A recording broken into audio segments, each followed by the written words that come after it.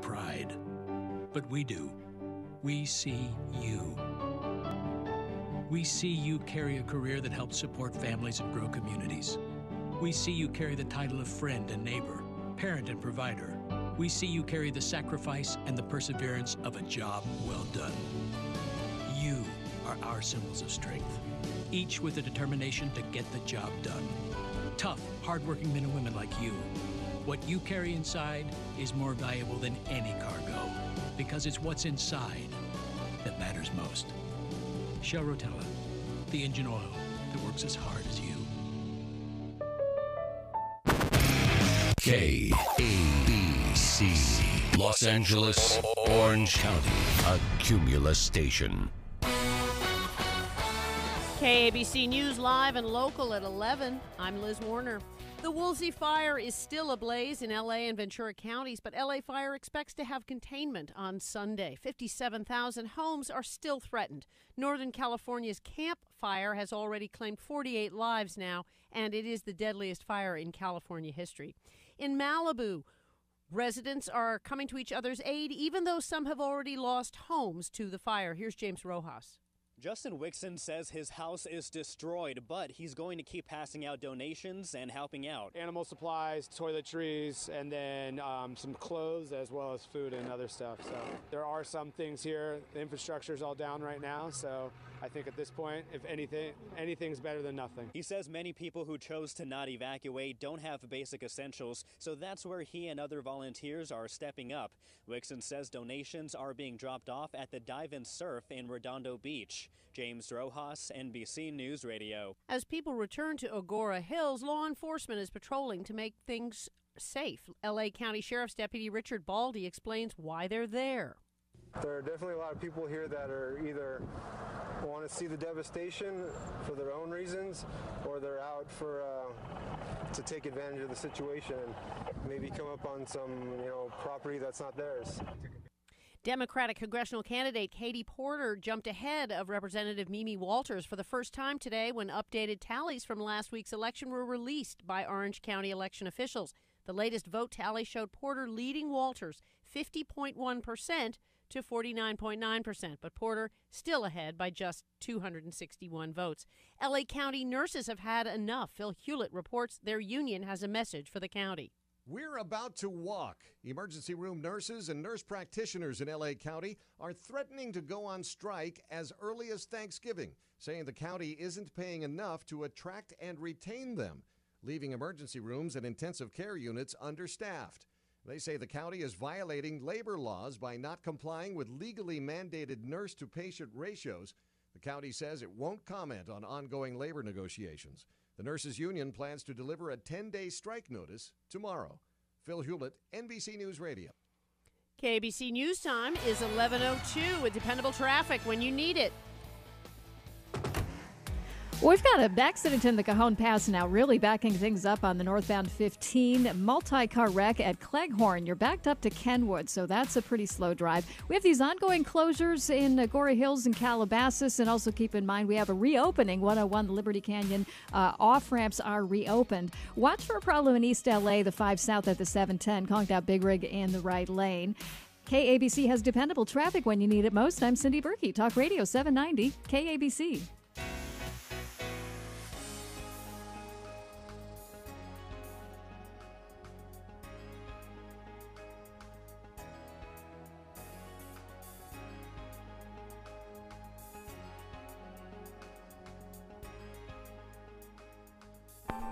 Behind the Mic, furnished by Dalius Media. This is Behind the Mic with Brad Dalius.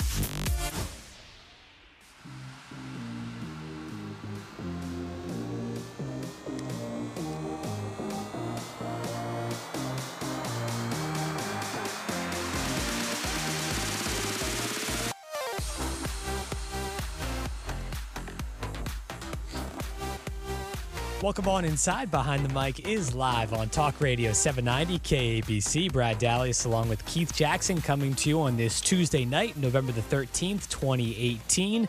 Call in at 1-800-222-5222. As always, we want to hear from you at 1-800-222-5222. Follow us across social media. It's at BTM with Brad on Instagram. Our link in the bio there for our live online stream. Currently streaming live video-wise on Facebook, YouTube, and Periscope. Featured on Periscope as well, I may add. And we thank everyone who's been checking us out and really bumping up the views on that platform here, especially recently as well. So great to have you aboard. So much to get into tonight. The Rams and the Chiefs, that big Monday night game we teased slightly last night. It's a bit of a twist now as far as the location for it. We'll get into it in just a bit. Draymond Green has been suspended by the Warriors. We'll talk about that. Keith especially has some thoughts as well. We'll get into our interview with Mitch Mustain, former USC quarterback. He's got some thoughts on the big USC-UCLA rivalry game coming up this week. The program, you could argue, the Trojans at somewhat of a crossroads right now with how the season has gone, the future of Clay Helton, the staff, everything else. We'll cover it all with Mitch later on tonight. We'll also get into that game a little bit as well.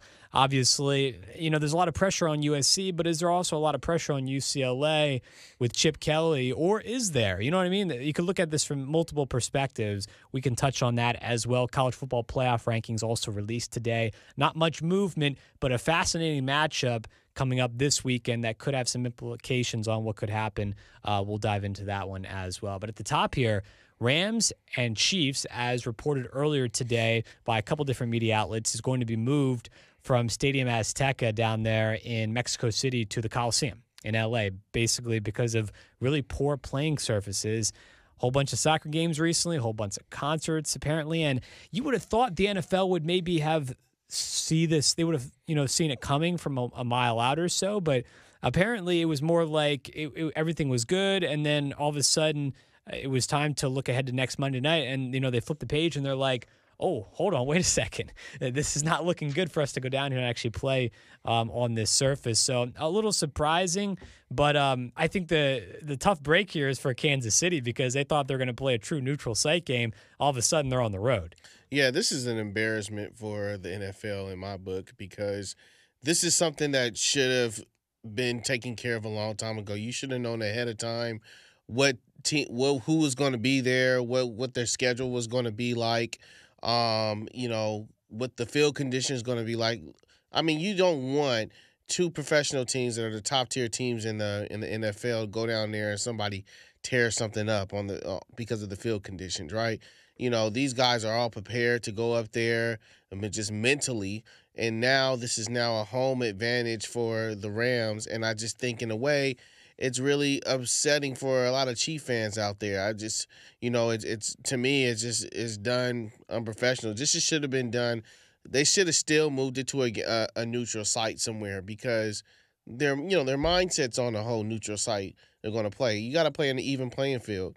Why couldn't it have been played at the Kansas City Chiefs arena in Arrowhead? Well, the Rams are the designated home team. I get it, but it was a neutral site. You get what I'm saying? Right, but the Rams gave up their home game this year. They only played 7 home games. That's It's going to be 8, like the normal half there out of the 16. They'll wind up playing 8 overall, but they actually took away from one of their home games. Well, look, this does show this is a true test for the Kansas City Chiefs because now you go on the road, you're going to go to a hostile environment, which is the Rams. A lot of Rams fans are going to be excited. This is a treat for them because this is the top 2 teams in the league, right? Exactly. And you go into a hostile environment, how Patrick Mahomes is going to play. This is a lot of implications within itself because, as we know, the Patriots dropped a game. So, if they lose, the Kansas City Chiefs lose, then the Patriots are now right back in it to hoping they drop another game and they can win a head-to-head. You're really looking forward to I think you speak for a lot of people, Keith, and they want to see and you want to see Patrick Mahomes get a little shaken up and see how he responds to that. Yeah, because he really hasn't been knocked off his spot per se the whole season. Yeah, I mean teams have gotten pressure on him, but he really hasn't gone through a whole lot of adversity this year. Yeah. Well, he hasn't have to because he has a huge support system behind him. Right. And that could still be the situation where, he's got a great team around, a great group of players around him. But this game right here is going to be we thought that this game would be at a neutral site. It was going to be an even playing field, a showdown. You know, I say the Vegas odds, they're going to definitely go towards the Rams now, you know. So, and how good the Rams are at home, they're great at home. So, yeah, undefeated. So they're undefeated at home. So now you got a situation where here you go. Kansas City's got to go into a hostile environment, like I said. And if they beat them, though, if they beat the Rams, I mean, that's pretty impressive that they can go into a hostile environment. That shows a lot of where they were before, because if you remember, the only loss they have was against the Patriots in Foxborough, and that was early in the season. But if they can go out there and go out to Los Angeles, beat them, this is going to show that, to me, just like we had that gentleman on yesterday. Help me out. His name was John. John Burbank. John Burbank. You know, I'll say this. I'll have to agree with them. They're ready. They're ready for anything if they can capitalize and win in L.A., because this is a true test for Patrick Mahomes for sure. Yeah, it's the toughest game of the season outside of Foxborough when they went to New England. And you're right. I mean, this is a game that people are definitely looking forward to. They've been all year. Going back, though, touching back on the actual, the initial point of them moving location-wise. Yeah, for them to not have this more prepared and to not see this further out, it is very shocking. And to me, it just leads me to believe that they didn't have much focus on it down there until this week came around. Yeah, but what else would, it doesn't really shock me because they've been unorganized for a while now. You know, they've dropped the ball a couple times lately, and so, they haven't really gotten anything right just yet. They're always changing rules of the tackling rules, and it's just one thing after the next with the NFL. So, they really, I think, to be honest with you, I'll say it, man. Roger Goodell's done a poor job as a commissioner.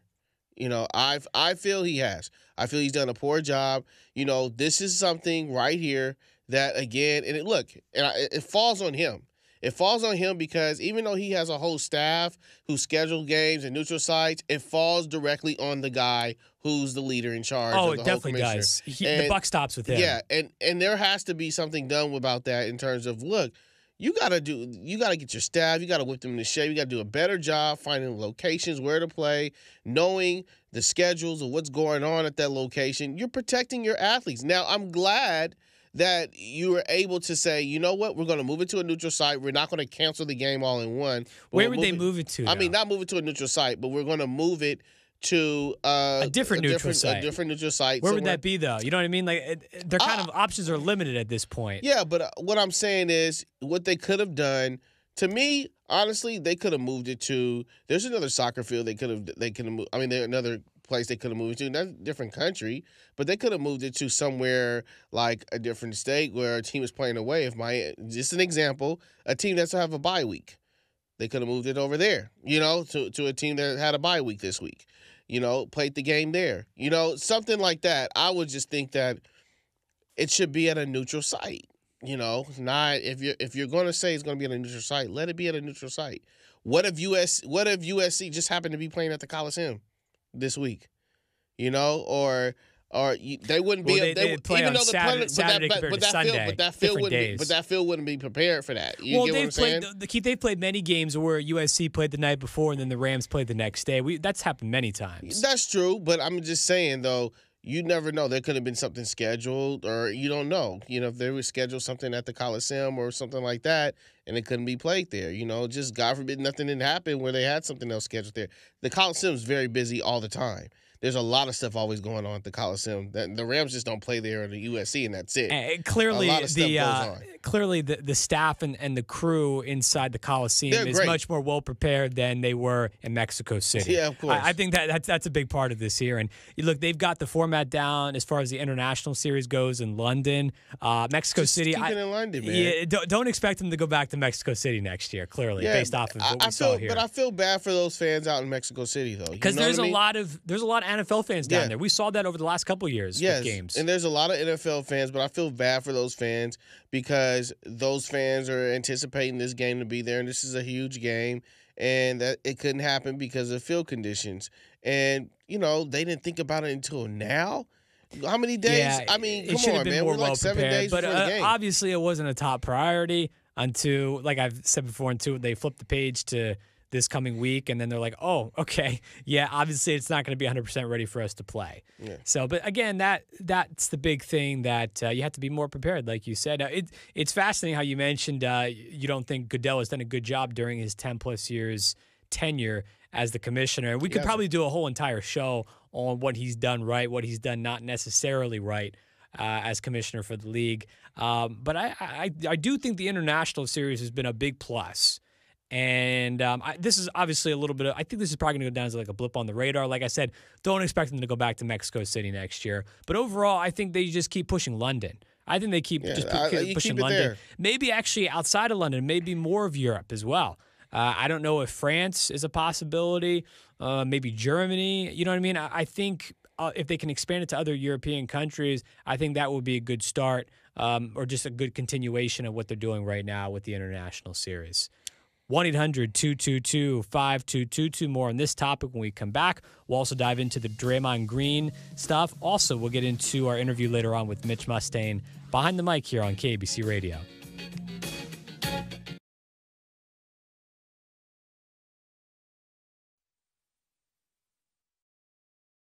Dampier Law Firm of 55 North Section Street, Fairhope, Alabama. No representation is made that the quality of the legal services to be performed is greater than the quality of legal services performed by other lawyers. Attention, all Uber drivers. If you are a current or former Uber driver, listen closely, as you may be entitled to significant cash compensation. That's right, if you drove for Uber anytime within the last 3 years, you may be entitled to significant cash for unpaid wages. Call 800-764-5508 right now. Uber may be in violation of federal and state employment laws. The FTC accused Uber of misleading drivers about how much they could earn, and Uber settled for $20 million last year. If you drove for Uber part-time or full-time during the last 3 years, you may be entitled to significant cash compensation. Call 800-764-5508. If you drove for Uber, call now to see if you qualify. Time is limited. Call 800-764-5508 now. That's 800-764-5508. 800-764-5508. RTZ. When your drains are clogged, your sink's backed up, your toilet's on the fritz. And when you need a plumber now, just simply call Ritz. We're master plumbers, we're really nice. We're big on service, not on price. Call Ritz Plumbing at 888-757-RITZ. No rooter man here, only full-service professional plumbers. Got a kitchen or bath problem? Need an earthquake valve installed? How about a tankless water heater? Ritz Plumbing specializes in trenchless sewer repair, drain cleaning and maintenance, and yes, they have rooter service too. Plus, 18-month financing is possible. Call 888-757-RITZ. Ritz Plumbing, they are the real thing. Only full-service professional plumbers. And here comes the clean pipe chorus. Hit it, guys. So when you need some plumbing in California, yeah, simply call Ritz. Don't flush your money away. Ritz. Ritz Plumbing, 888-757-RITZ. If you're 85 or younger, would you like peace of mind and comfort for your family? We're Final Expense Direct with an urgent message for you. The average funeral today costs over $8,000. Call now for free information about our senior plans. Answer a few simple questions and receive approval right on the phone. Call 800-319-8464. That's 800-319-8464. Again, 800-319-8464.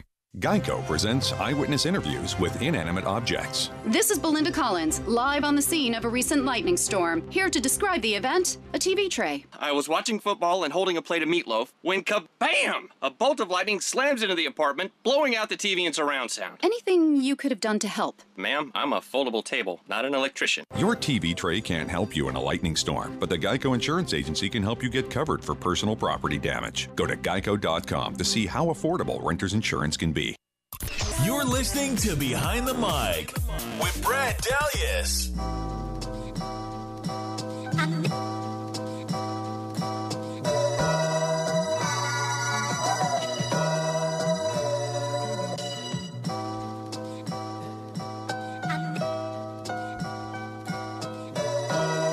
Welcome back, Behind the Mic, live here on KABC Radio.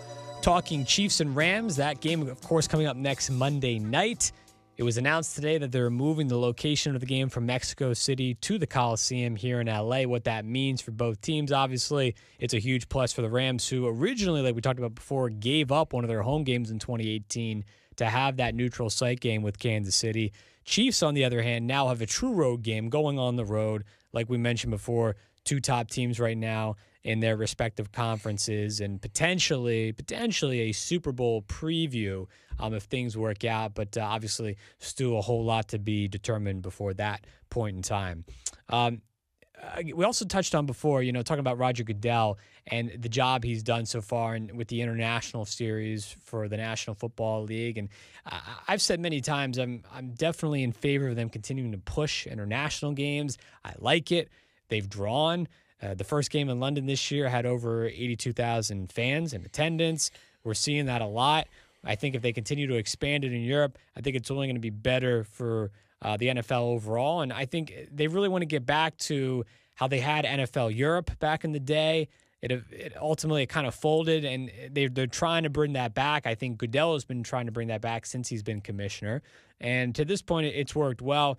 Again, a little bit of a setback here with Mexico City, but I don't expect them to go back to Mexico City, and I just don't think they should necessarily focus on it anymore unless, they're really committed to it and they can work with the grounds crews there to make it work in the future. But the more I really read into this, Keith, the more I do tend to agree with you on how it kind of is an embarrassing look and how they really just should have had this figured out a couple of weeks ago and not let it go up to the final week here of preparations. The Rams were actually already in Colorado Springs practicing and getting ready for that high elevation there. We've seen teams do that in the past. So it's just, it's a bit of it's a big logistical operation to go down there. It's unorganized. Right, and clearly at this point it's unorganized. Everyone has to kind of retreat now back, and I guess it is what it is, but there were threats from both sides player-wise that if they were going to play the game down there, players were going to they were threatening to sit out. I mean, I would. Right, you just don't want that would be a nightmare scenario, like you said, anybody getting injured on that type of playing surface, God forbid, that would just be the end of it. Yeah. But again, that's what I'm talking about. It's unorganized. It's embarrassing to the NFL because these are the type of things that you go over. Look, if you know that you're going to play down there, you should be in months in advance knowing what they're doing to that, what the condition is with the field, on top of what's being scheduled down there. They're saying there was concerts down there. There's reports that there were concerts. There were soccer games going on. So you have all these things going on. I'll be in my mind thinking, well, wait a minute. We have a huge football game, two premier teams that are right now the face of the NFL coming down there to play. What does it feel like? What's the condition like? And then somebody going down there and expecting that weeks in advance. You're talking about 7 or 8 days out to get from the game. I mean, guys are mentally already getting prepared for this game. Again, like you had said, the Rams are in Colorado Springs, preparing for the elevation. So the whole mindset now of that game and the conditions and everything, now they have to switch gears and prepare for it like it's a home game. It's a different preparation. You can't just ask guys to just come in and like, oh, you're going to play at home today. There's a certain preparation these guys have to have. And so, there's different play calling or whatnot that they'll be doing. They can't do the same type of plays because at a higher altitude or whatever the case may be. So everything just starts to change now, and then they only got a couple of days to prepare. So it is what it is right now. But this is a clear disadvantage for the Chiefs, and if I was a Chiefs fan, I would be very upset about the situation for sure. Yeah, at this point, all they can do is move on and try and learn from it, that being the league, for future games there in Mexico City. I want to switch gears now and get into this news about Draymond Green being suspended by the Warriors. And is this really a big deal here in the middle of November, beginning of the season, in which Draymond Green and Kevin Durant get into a little bit of an altercation here? It spills out a bit into the locker room. Keith, I know you have some insider information on it, but I mean, really, to me, it just seems like it's much ado about nothing versus just being so early on in the season. And the fact that players fight. That happens. I mean, it's true. It's true that players fight, tempers flare, but this can cause a rift for the simple fact that he got suspended, and when he got suspended without pay, and so I'll get into it and basically tell you what happened in the locker room and what some inside source told me that's close to the team, that when they got into the locker room, Draymond Green approached Kevin Durant and said, "You're not going to effing talk to me like that. I'm not a effing rookie. I've helped win championships here too," which is true. And he just felt that he was getting looked down upon, and you can't just talk to me any type of way. And so that continued to happen. The yelling and screaming continued to happen between there. They said players had to step in and tell him to calm down. Then the coaches told Draymond to calm down. Draymond didn't calm down. He continued to pop off and yell at Kevin Durant because he felt disrespected about the whole situation. And essentially they suspended him because he wouldn't calm down. He kept coming at him. So with that said, I understand, and I understand the whole situation, because if you look at the tape, Brad, in that game, Draymond did everything he was supposed to do. It was 5 seconds left on the clock. He pushes the ball up the floor. Kevin Durant is standing behind him. He gets 4 guys converged on him. He has Iguodala spot up in the corner. He has Looney cutting across. He has Klay Thompson on his right side of him. Hadn't the guy hit the ball, he could have dished it off. That could have been a clear layup, right? That's supposed to do. He's supposed to make a play. He's a playmaker. He's been doing this for years. He's been doing that for years. Right. Now, ultimately, he messed up. Everybody in the arena knows he messed up. Matter of fact, he walks back to the side. He walks back to the bench, and he points at himself and says, "My bad." Kevin Durant decides to pop off at him and says, "Give me the effing ball." You can read his lips. I don't know if that was in quote, but you can see he said something to that sort. And he gets mad, and then Draymond, what is he essentially? He attacks. He goes back like, "Yo, don't." He's yelling at him back. He knows he messed up. As a leader of a team, you don't pop off at your teammate when he knows he messed up. This whole situation could have been diffused if he just said, "You know what, Draymond, we'll get it next play. We'll get him in overtime." Then this would have been diffused. But no, you went and you embarrassed him by popping off at him. So yeah. Essentially, when they get into the locker room, Draymond approached him about it. And as a veteran would do, and any veteran would do, and approached him about it and said, I'm not an effing rookie. Don't talk to me like that. And I won champions. So I understand the situation. I understand where he's coming from. But Kevin Durant, you're a leader of a team. Be a leader. And in that situation, you should have handled it different.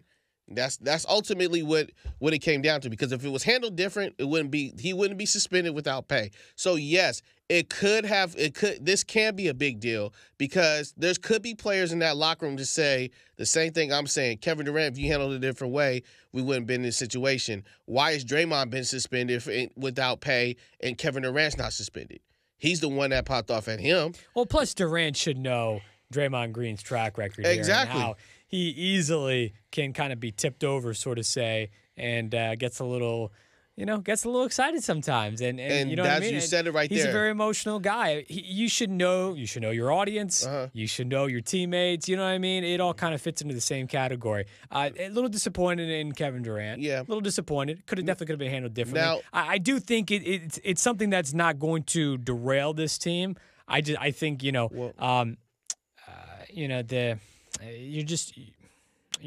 individually, it's just not what it's about. It's about the team overall. Well, they can get through that. They'll be able to get through it. Yeah. I would be surprised. Well, let me add, what they also told me was, look, Draymond and Kevin Durant are like brothers. They yell and scream at each other all the time. This is nothing that's going to cause dissension between the team. It'll probably blow over. But these guys hang out with each other after games. Even their families hang out with each other. So there's, they don't think it's going to be a big deal. It just happened. However, I'm just going to say it does affect this right now, does affect Draymond Green's money because he's getting suspended without pay, and that sucks as a player. Like, man, I'm getting suspended out of play because of this whole situation. He could have handled it different. They both could have handled it different. So why not just take care of it off the court? Yeah. That's the biggest thing. And away from the cameras and away from the arena, just text each other. Not text, but call. I would rather have a call. But or call each other. Yeah, whatever it takes to really get it resolved. Yeah, whoever resolved it. But, we don't know where this is going to fall right now. It's up in the air. Kevin Durant said it just in his post-game press conference, they asked him about it, and he said what happened happened. Yep. And so, I think he's clearly tired of talking about it. I don't think they're gonna handle it the right way. He hasn't talked to Draymond since the incident. I'm sure they're gonna talk this week. I'm sure they'll talk tomorrow. I don't know. But hopefully this is all meshed because, man, I would hate to see a team like this great team. They can set a record. And I like to see records broken. I'm a fan of that. I'm a fan of seeing this is probably one of the best teams to ever play the game. I'm not saying they are, but I'm saying could be one of the best teams, or they're up there as one of the best teams to ever play the game. And I want to see them succeed and do it. So, on top of that, this whole team likes each other. So it would be a shame if this one incident, and you're playing the Clippers. I mean, not to knock the Clipper fan, but you're playing the Clippers. Come on, guys. Like, you're really getting suspended over this. Like, I understand Jerry West, the connection. Jerry West used to be an owner there. You want to beat them. Yep. But come on, guys. This is early in the season. So hopefully this is all hashed out. But, yeah, that's pretty much what happened in the locker room. Coming up, we'll dive into our interview with former USC quarterback Mitch Mustain, a little USC-UCLA talk to follow as well. Keep it right here, behind the mic, KABC Radio.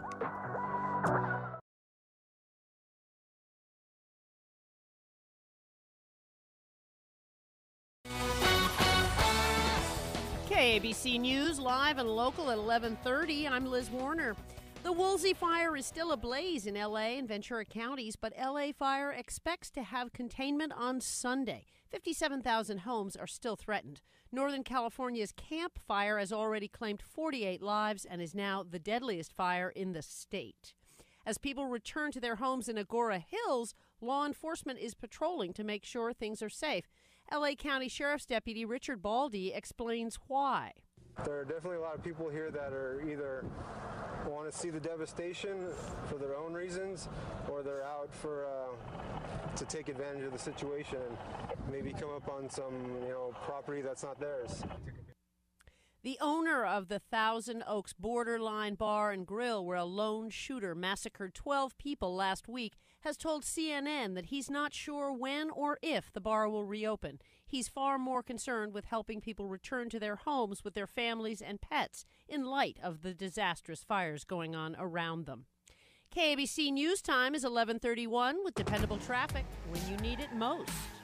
Well, we do have a number of fire closures, and keep in mind, evacuation is still mandatory for Malibu, Oak Park, Hidden Hills, and Westlake Village. Also, stick alert in Cajon Pass, 15 north at Cleghorn. An earlier accident moved to the shoulder, but you're backed up from Kenwood. And in Fountain Valley, 405 northbound at Brookhurst Street. A crash has got the left lane of traffic blocked. And keep in mind, Topanga still closed, PCH to Mulholland, Canaan Road between the 101 and PCH, and Las Virgenes between Piuma Road and PCH. Now, they have opened up the Liberty Canyon off-ramps from the 101 freeway in Agora Hills. We still have PCH shut down, Port Hueneme to Palisades, Mulholland closed between Old Topanga Canyon Boulevard and Lake Vista Drive.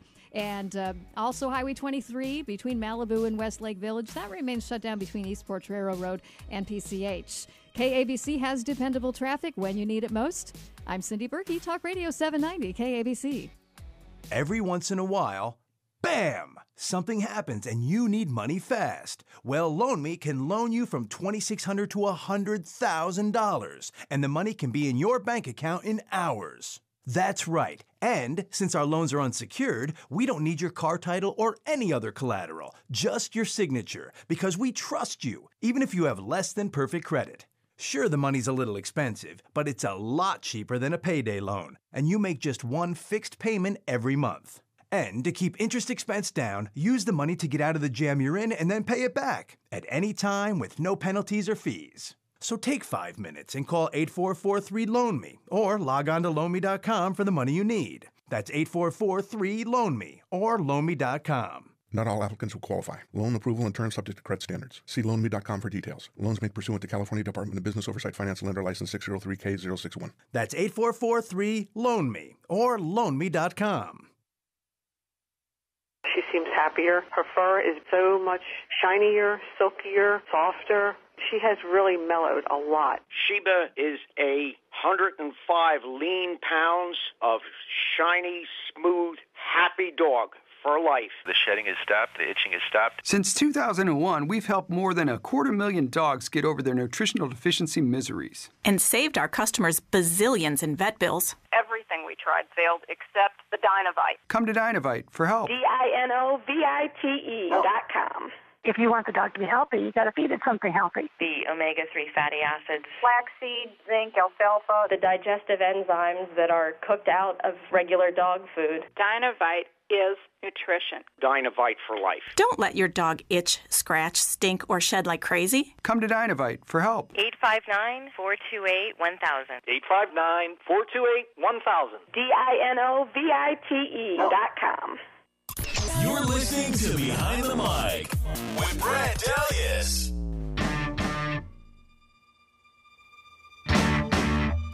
We're now joined by former USC quarterback Mitch Mustain. Mitch, great to have you on the show once again. How are you today? Doing great, guys. Great to be back. Seems a little more exciting than last time.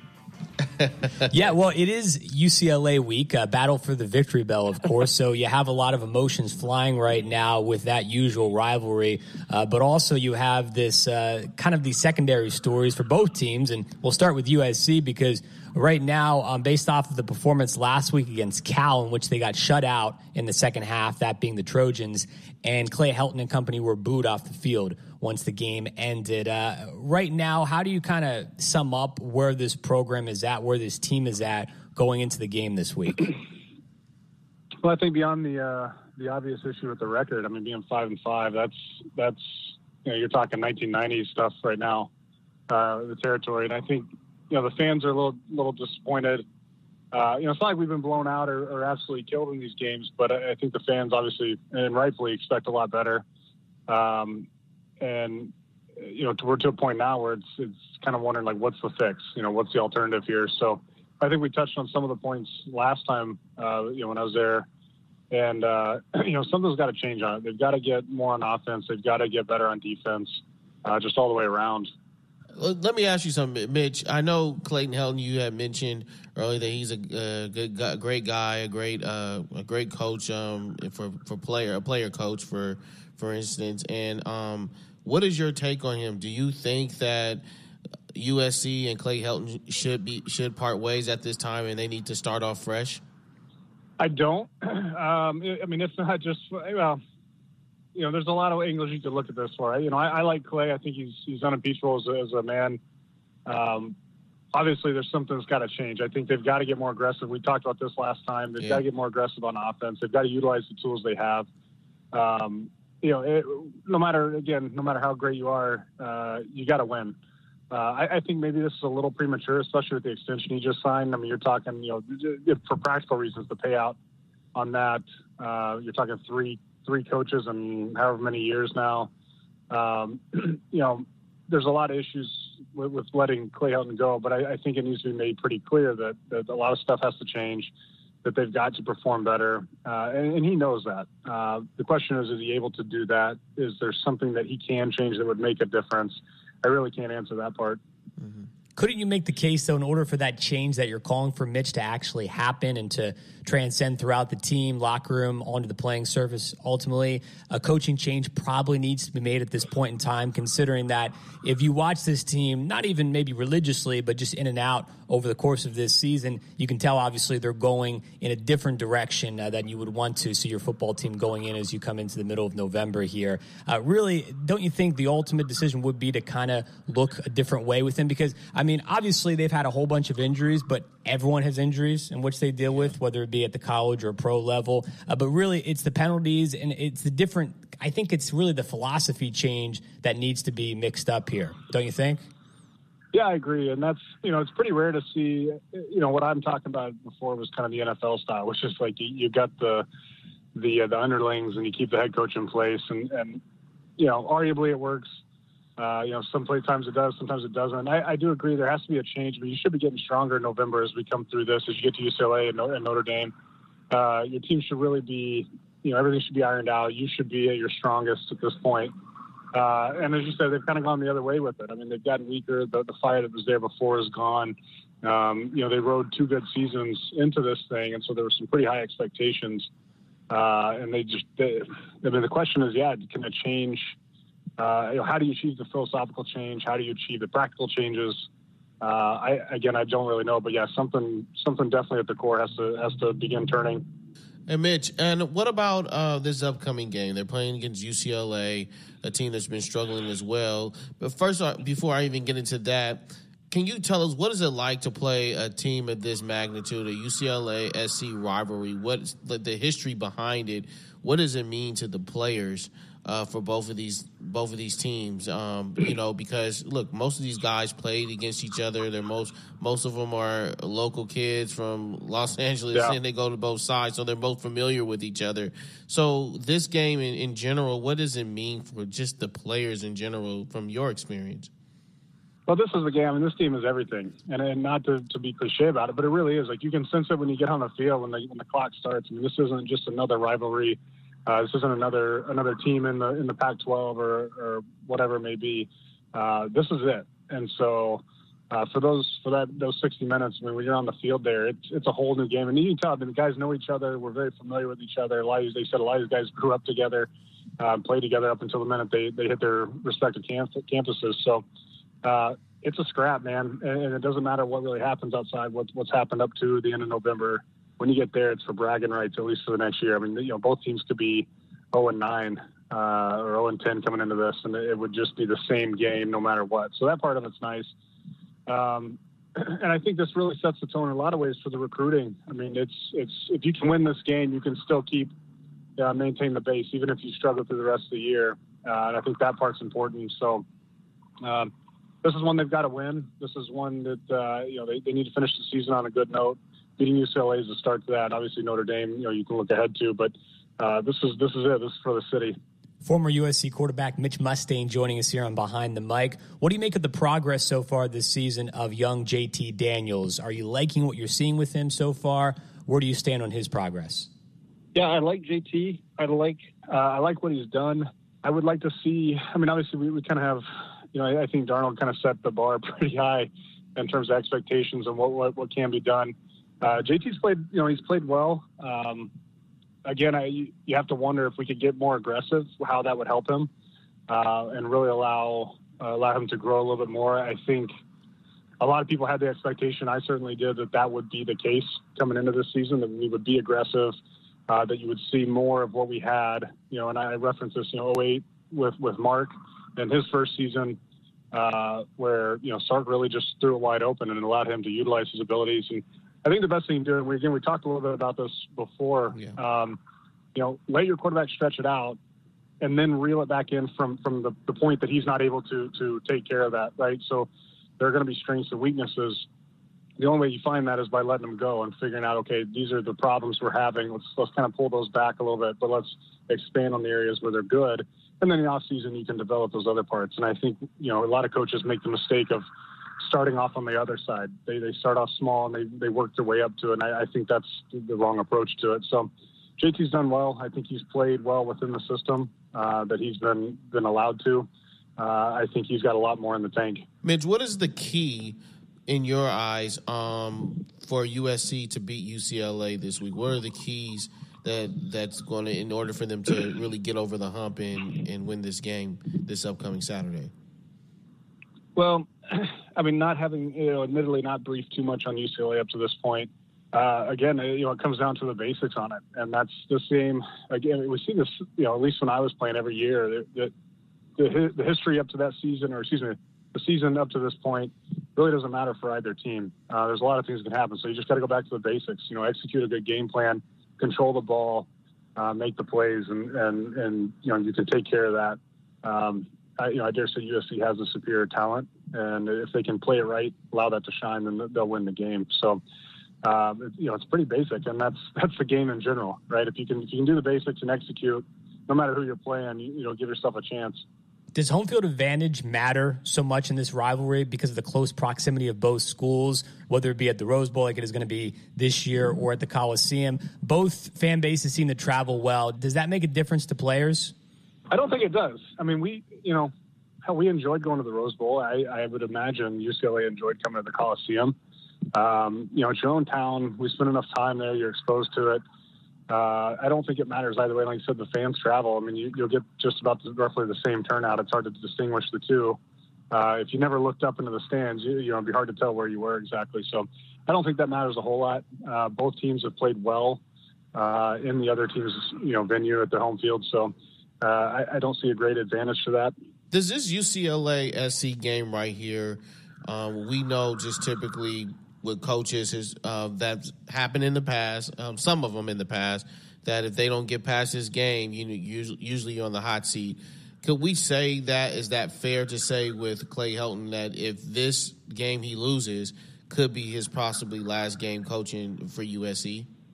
Yeah, I mean, I think if you had a stellar season and then dropped it at UCLA, that's one thing. If you're struggling and then you drop it, certainly that just exacerbates the issue. I think if you take the 5-5 and you beat UCLA, you beat Notre Dame, and you come away on that high note, I think that definitely plays a huge factor into how your season went or your career in this case. Mm-hmm. So yeah, I think it's important that he wins this, and I think it's important that it be convincing as well. That we not eat by it on a last minute field goal or something like that. So. In this case, certainly it plays a huge factor. He's got to win this one, if not for himself. Yeah. So there's a lot riding on it, and I think it will make a statement. Again, you go to take 5-5, you lose to UCLA. That's all but unforgivable to the fans. That's true, and boosters, for that matter. However you slice it, the team's not even bowl eligible, like we've talked about here a lot. Who wins, Mitch, this week? Who comes out on top? I'm thinking USC. And again, not just as a homer. I think they are the better team. I think everybody's feeling it. And this is one of those times, again, if you step up and you kind of put yourself in the bubble for this week. So I think USC, I start to see the offense putting up well into the 20s. I think USC 20, I'll take 28-14. Nice. There we That's go. A good score right there. Mitch Mustain, always a pleasure, my friend. Great to have you on. Don't forget, follow him on Instagram at Mitch Mustain. Thanks so much, man. Great to have you on today. Hey, Mitch, just thanks, guys. Really fast, Mitch. What you got plans for Thanksgiving, man? I am headed to Chicago. So, okay. The Windy City. Girlfriend's family there. So, I'm flying there and gonna hopefully not get too molested by the TSA and have a good trip. What's your favorite dish, Mitch? Gotta let me know. What's your favorite dish? My favorite dish. Your favorite dish for Thanksgiving? I like stuffing. Homemade stuffing is my thing. You can't go wrong there. That's true. Yeah, it's hard to find, but if they do it right, it's hard to beat. All right, man. Well, take care. Happy holidays to you, man. All right, thanks, guys. You too. See ya. A quick break, and we're back after this. Hey, if you're a busy mom on the go like me, dropping the kids off at school, going grocery shopping, and then going I found Valvoline Instant Oil Change. These guys are quick, convenient. They make vehicle maintenance super easy for busy people like you and moms like me. Valvoline Instant Oil Change is simple. It's a drive-through oil change. I didn't even have to get out of my car. They perform vehicle maintenance on all kinds of cars, domestic and foreign, including Mercedes-Benz, BMWs, and Lexus, plus diesel and hybrid models. Valvoline Instant Oil Change. You drive up, you drive in, and then you drive out with a complete oil change in 15 minutes or less. No appointment needed. It's so quick. You don't even get out of your car. I'm telling you, it's my new favorite thing. You're never very far from Valvoline Instant Oil Change. So go to SoCalOilChange.com for locations, coupons, and a list of services. Valvoline Instant Oil Change. You drive up, you drive in, and you drive out in 15 minutes or less. You gotta love that. Valvoline Instant Oil Change.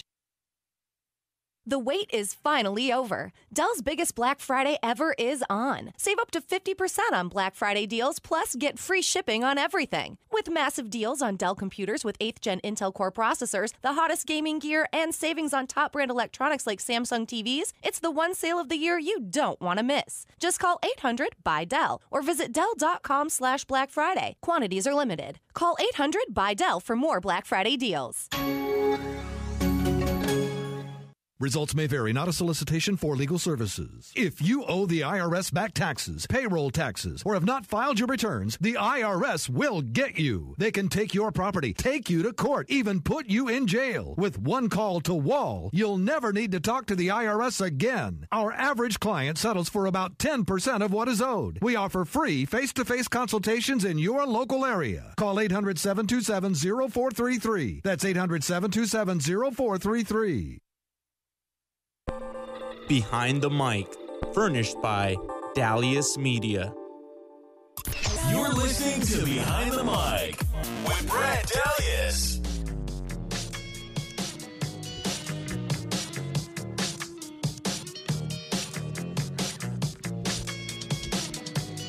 So there you go. Mitch Mustain, once again, former USC quarterback, joining us there before the break, getting his thoughts on this week's matchup. Of course, SC, UCLA from the Rose Bowl, battle for the victory bell.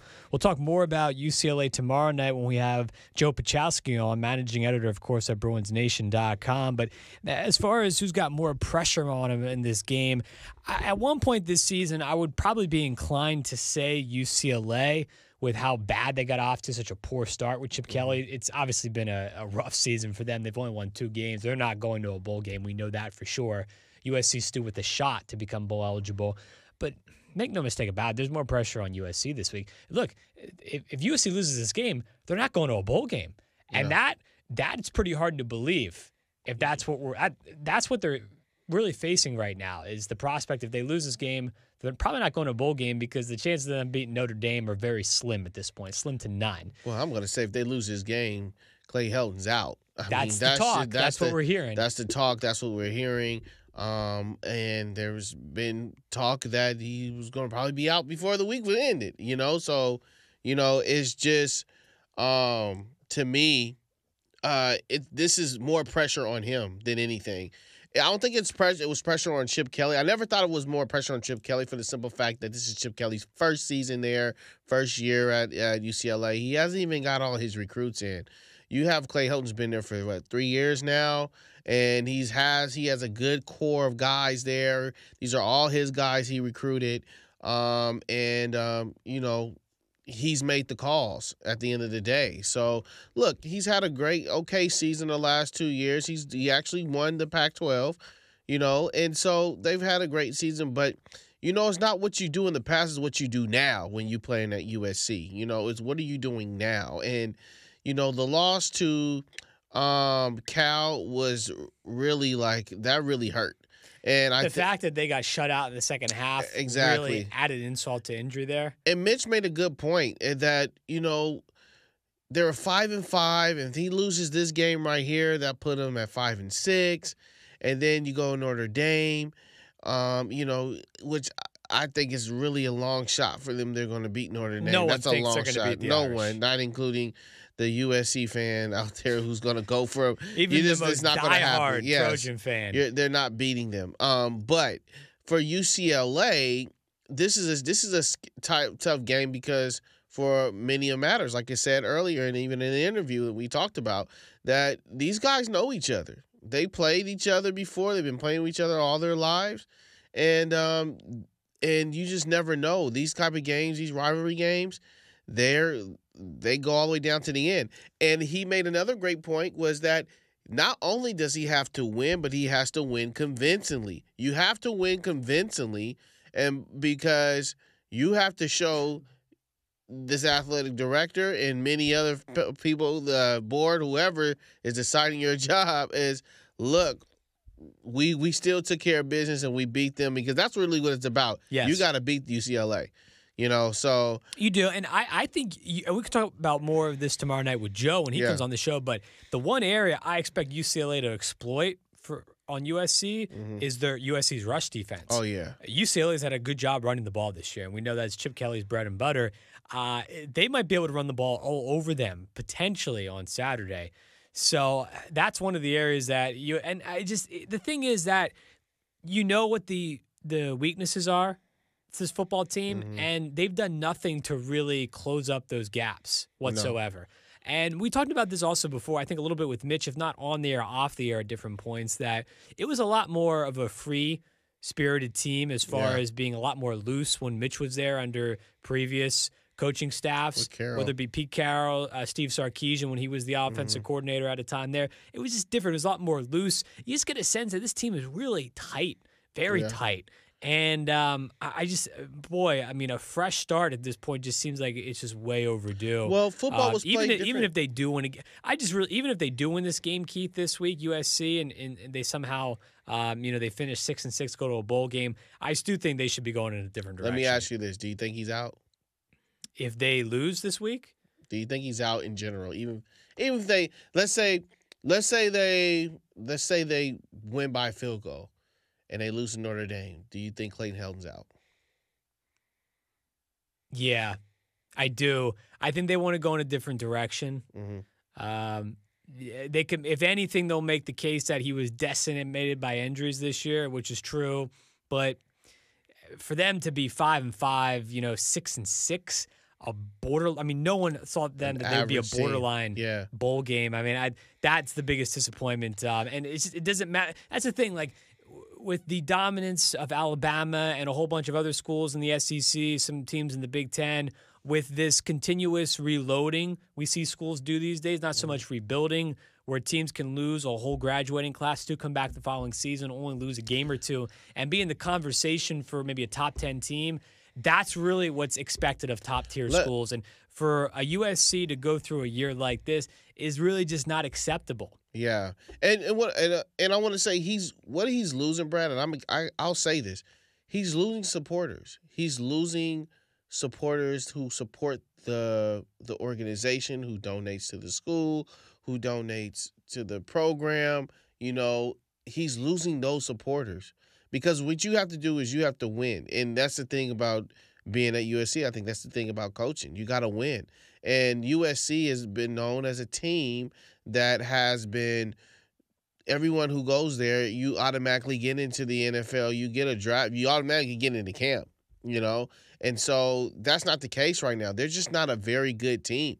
And you're getting to the point where you have people that are from L.A. that don't even want to go to the school. They want to go to Oregon, or they want to go to Washington, or they want to go to, these other top-tier schools. That's a problem with recruiting. And that's a problem. And where's that lie? That lies where if you don't have a winning program. Kids don't want to go to a program that's not winning and not respected. I mean, USC right now is at the bottom of the barrel, man, in the Pac-12. They're right down there. Let's just call it what it is. The crazy thing almost going into this game, not so much now because last week a couple other losses really kind of dispelled this, but really USC and UCLA both had an outside chance to get into the Pac-12 championship game. Exactly. Up until this past week. Exactly. How crazy. In the worst conference out of the Power Five. It just, horrendous. So, with that said, I'm just going to say that, I think regardless of the situation, I think they're going to go in a whole new direction.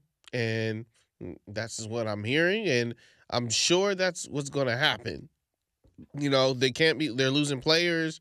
They're losing. It's really boiled over to this point now, and it wasn't it took a while, I think. The Cal game. The Cal game did it in. First time you lost since 2003. Yeah, that was a long, long time ago. And the fact that we talked about them getting shut out in the second half, the booze came down. And look, you can't ignore that if you're an athletic director, if you're making those decisions, if you're at the top of the school there. So you can't have that. And obviously this week they're away. But it really is up for grabs. It really is up for grabs this Saturday. More on this tomorrow night. Quickly on the playoff rankings released tonight. The top 10 did not change from last week.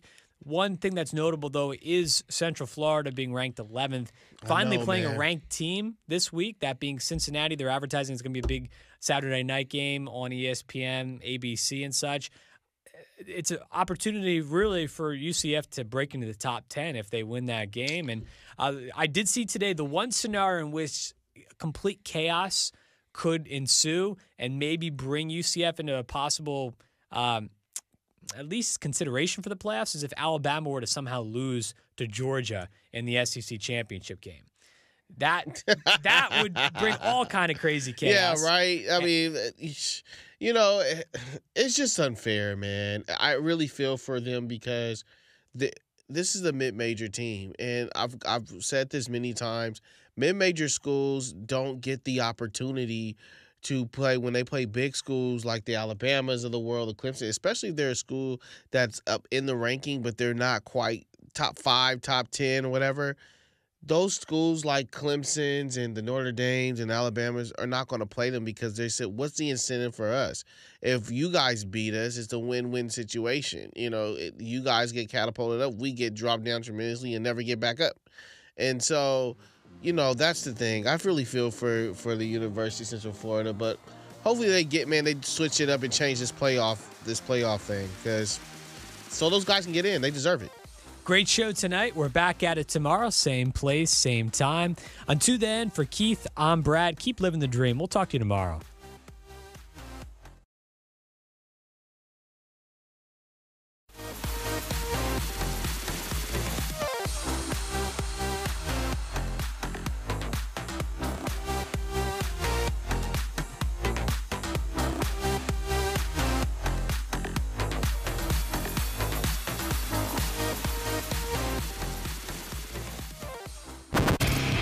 KABC, Los Angeles, Orange County, a Cumulus station.